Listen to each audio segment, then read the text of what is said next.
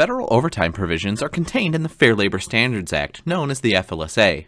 Unless exempt, employees covered by the Act must receive overtime pay for hours worked over 40 hours in a work week at a rate of not less than time and 1/2 of their regular rate of pay. FLSA overtime pay is time and 1/2 of the employee's regular rate of pay.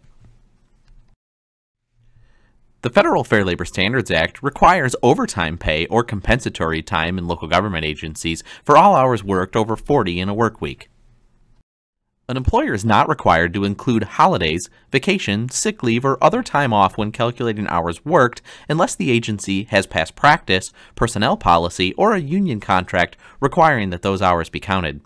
Certain employees are exempt from these requirements, but in some cases may be subject to the state's overtime law, which requires time and 1/2 payment after 48 hours worked in a work week.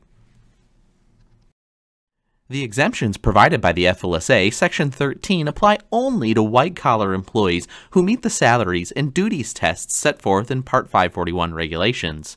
For more information, visit Greg's Learning Fair Labor Standards Act presentation for more information. The exemptions do not apply to manual laborers or other blue-collar workers who perform work involving repetitive operations with their hands, physical skill, or energy.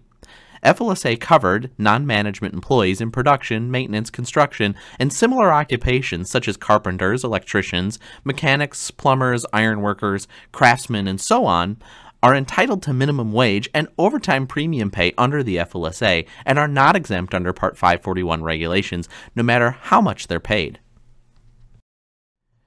The FLSA is an employee protection act whereby employees are generally presumed not exempt and entitled to overtime pay. However, there are exemptions from this law for executive, administrative, professional, and computer employees. Employees may be exempt from overtime provisions if they meet 3 tests in regard to: first, their salary level. The employee must be paid at least $455 per week or $23,660 annually.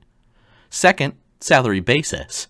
The employee must be paid a predetermined fixed salary. And third, the job duties test. Employees must meet all of the criteria specified in one or more job duties tests.